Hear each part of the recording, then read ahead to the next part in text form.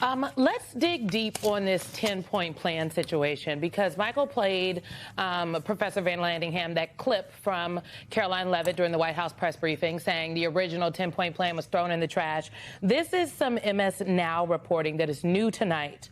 The headline is that Vance says there were multiple versions of 10-point peace plan. I'll read from it. The first 10-point peace proposal was something that was submitted and we think, frankly, was probably written by ChatGPT. That was submitted to Steve Witkoff and Jared Kushner. That immediately went into the garbage and was rejected. Vance told reporters before boarding Air Force Two to Budapest in Hungary. It seems like they're all singing from the same hymnal. Professor, I used to be a comms person at the White House. The fact that Caroline Leavitt used the thrown in the trash language, now you have J.D. Vance parroting that language. Why does it, I'm harping on this because it matters, but to help me explain to the folks watching tonight, why does it matter what is in the 10-point peace plan and what the president says was good enough for him to say, okay, now we can negotiate?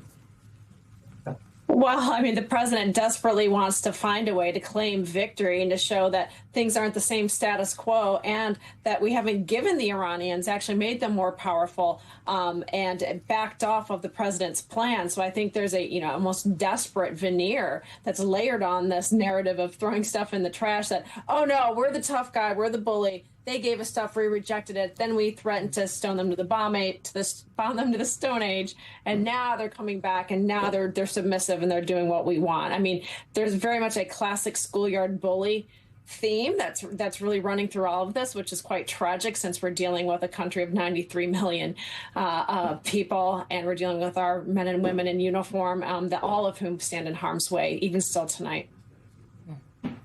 Mark, it seems like when you're looking at the position that the White House is in today, whether or not these 10-point plans are all aligned with one another and whether the 10-point plan aligns with the 15-point plan that Trump insists the U.S.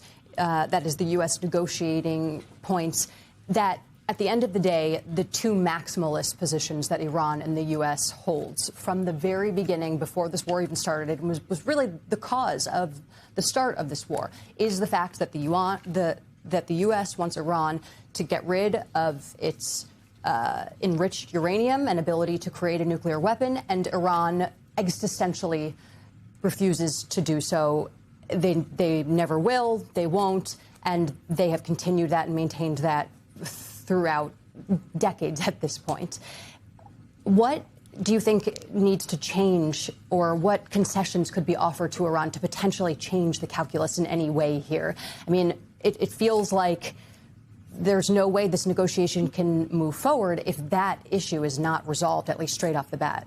Well, Jackie, there are a couple things that the Iranians certainly are going to adhere to. They certainly want sanctions relief. Their economy has been suffering terribly. They also want the right to a nuclear program. And so these are some of the things that I think they're going to stick to. But this whole kind of diplomatic snafu, it's amazing. We have an agreement, but they really didn't agree on anything. And I think that's because the Trump administration actually wanted to stop this war. And I think as we kind of decipher and do a little forensics, it's President Trump who actually reached out to the Iranians. The Iranians didn't make any concessions, and you know that because the Strait of Hormuz is essentially a toll booth now.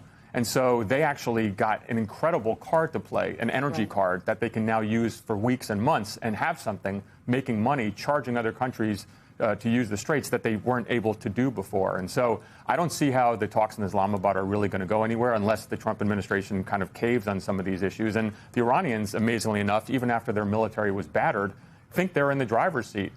It's an existential threat for them. The second those decapitation strikes occurred, that changed the calculus. Their only desire now is regime survival. They think they can wait us out. And I think they were right because, again, the Trump administration is the one who came to them. It wasn't Trump's crazy rhetoric, which got everyone upset for a good reason. The Trump administration wanted to see this thing take a pause, and that's where we are now.